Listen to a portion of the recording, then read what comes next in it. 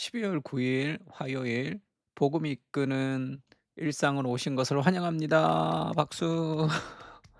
내가 어제 이제 이렇게 좀 하려고 그랬는데 주일날 나 목소리 흉내 낸다고 복음이 이끄는 일상 이렇게 다들 뭐 희한하게 흉내를 내 가지고 목사님 매일 똑같다고 완전 다르게 좀 완전 깜짝 놀라게 해 주려고 내가 어제 그 녹음을 하려고 했는데 네 어제는 너무 몸이 힘들어 가지고 이 감정이 업이 안 돼 가지고 인제 완전 다르게 "환영합니다." 하든지 그렇게 좀 하려고 합니다.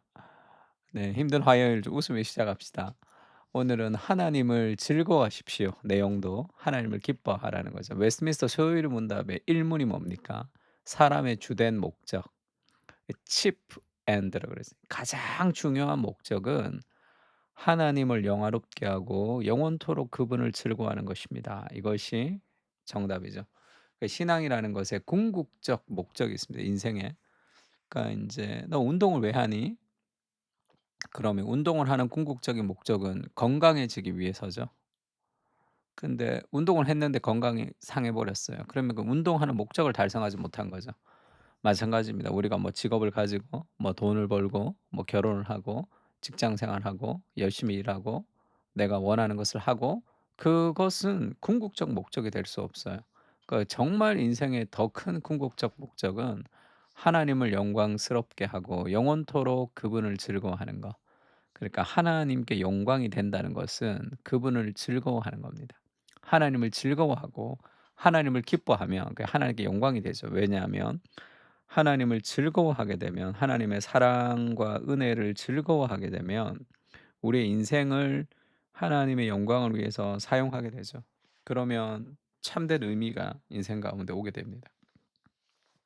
그래서 신앙의 첫 번째, 신앙의 가장 중심은 하나님을 즐거워하는 겁니다. 오늘 내가 하나님에 대해서 어떤 생각이 듭니까? 하나님을 기뻐하고 즐거워해야 되는 거죠. 우리 엄마가 나를 뭐 그렇게 혼내기도 하고 부모님한테 좀 싸우기도 하고 그러죠.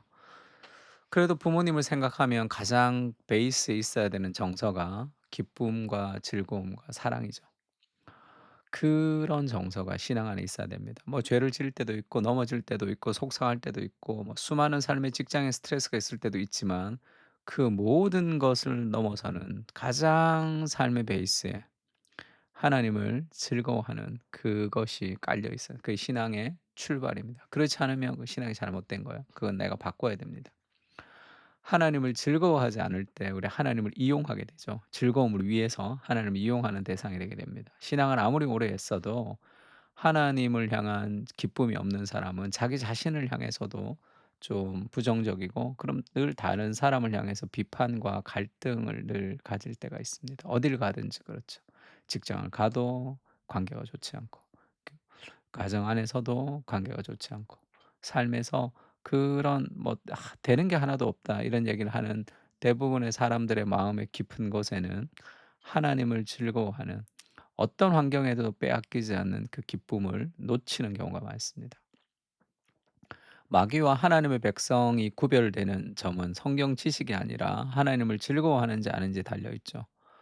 그 야고보서에 보면 "네가 하나님은 한 분이신 줄 믿느냐 잘하는도다. 귀신들도 믿고 떠느니라."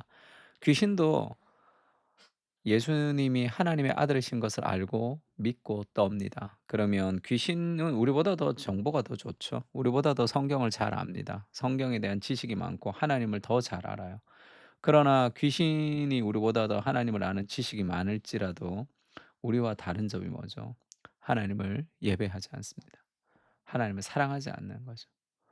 성경 지식이 많고 신앙생활이 오래 있지만 하나님을 향한 사랑이 없는 것은 그것은 귀신과 같은 신앙이라고 할 수 있습니다. 그걸 자랑할 것도 없죠. 그래서 신앙생활이 오래되었는데 여러 가지로 삶에 그런 사람들 많죠. 목회자 특히 그리고 이제 교회 리더십 장로가 되었을 때 그렇게 되는 경우들이 이제 허다합니다. 그러니까 오늘도 제가 TCTGC랑 보험과 도시 이사회를 다녀왔는데 뭐 참 여러 가지 얘기들 많이 들었어요. '아 정말 힘들겠다.' 그런 생각이 좀 많이 들었습니다. 그러니까 하나님을 기뻐하고 즐거워하는 것을 잃어버리면 신앙은 화석화될 수밖에 없는 거죠. 그러면 지식이 됩니다. 그래서 신학생들이 열심히 공부할 때 늘 비판한단 말이에요. 이 사람들 비판하고 저 사람 비판하고 이 교회 목사 비판하고 저 교회 목사 비판하고 그것은 이 지식의 자랑이 아니라 그 교만 점점 이렇게 귀신처럼 되는 그렇게 되는 거죠. 사탄화되고 있는 과정이라고 할 수 있습니다, 교만은. 하나님을 즐거워할 때 우리가 겸손할 수 있는 거죠. 그러니까 순종도 마찬가지입니다. 내가 순종을 통해서 복을 받는 게 아니라 하나님을 기뻐하니깐 그 은혜에 대한 감사의 반응이 선행과 순종이죠. 이것은 신앙에서 굉장히 중요합니다. 이 순서를 바꾸느냐 바꾸지 않느냐가 평생 우리가 싸워야 될 싸움 같은 거죠. 그래서 신앙생활의 출발은 하나님을 기뻐하고 즐거워하는 것이어야 합니다. 왜죠? 나를 구원하셨잖아요. 지옥에 가야 된 나를 건져 주셨잖아요. 죄인 된 나를 회복시켜 주셨잖아요. 그리고 지금도 내 안에서 나와 함께 하시잖아요. 그래서 영적 침체에 빠진 사람들의 특징은 기쁨이 사라지는 거예요. 이미 영적 침체 안에 빠져 있는 겁니다. 사탄에게 사로잡힌 거예요. 감정과 생각과 의지가. 그것을 탈출해야 됩니다. 그러니까 영적 권태는 하나님을 향한 즐거움과 감사가 사라지면서 시작됩니다. 그러면 다른 즐거움을 찾거든요. 그러면 변태가 되는 거예요. 삶에서 영적 변태가 됩니다. 그 다른 즐거움들을 막 찾아 헤매면서 또 다른 중독이 되는 거죠. 세상의 그 어떤 즐거움보다 하나님을 가장 즐거워할 때 나머지를 다 아름답게 사용하고 할 수 있습니다. 그렇지 않으면 어느 하나가 나를 잡아먹어요. 거기 중독이 됩니다. 가족을 정말 사랑하고 가족을 소중히 여기고 또 직장 생활을 건강하게 하는 사람은 취미 생활도 적당하게 할 수 있죠. 근데 그렇지 못하는 사람은 취미가 주된 그게 돼 게임에 중독에 빠지거나 알코올 중독에 빠지거나 건강하지 못한 삶의 특징이죠. 하나님을 즐거워하지 못할 때 우리가 다른 중독에 빠지는 거죠. 다른 것을 왜냐하면 인간은 무엇인가를 즐거워해야 되거든요. 근데 참된 만족은 하나님을 즐거워할 때 그분은 우리를 배신하지 않기 때문이죠. 하나님을 즐거워하십시오. 그분의 사랑을 누리십시오. 우리가 살아가는 삶의 목적은 일의 성취가 아니라 하나님을 즐거워하는 것입니다. 이게 싸워야 될 싸움이죠.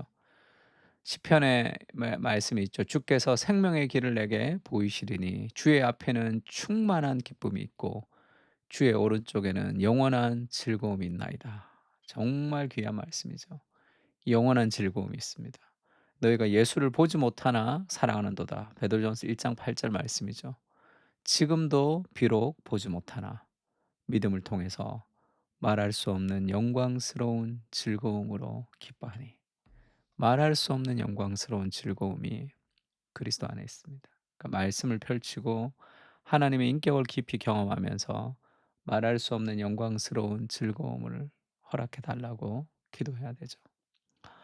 엘리자베스 엘리엇이라는 선교사님이죠. 남편이 짐 엘리엇이 이제 에콰도르 선교로 갔다가 순교를 한 그 부인입니다. 굉장히 유명하죠. 전능자의 그늘이라는 책을 쓰기도 했습니다. 엘리자베스 엘리엇이 "진정한 기쁨은 환경이 바뀌는 데서 오는 것이 아니라 내 안에 계신 그리스도로부터 오는 것이다." 이런 얘기를 했습니다. The Secret of Joy니까 그 기쁨이라는 것의 가장 핵심, 그 기쁨의 열쇠는 이제 Christ in me죠. 내 안에 계신 그리스도가 이 기쁨의 열쇠가 되는 것이다. Not me in different circumstance. 그러니까 어떤 내가 원했던 환경이 변화되면 기뻐하는 거. 이런 환경에서 이렇게 변화되고 뭐가 없다가 뭐가 생기고 그것으로 우리의 기쁨을 걸게 되면 그것은 빼앗기는 기쁨이죠.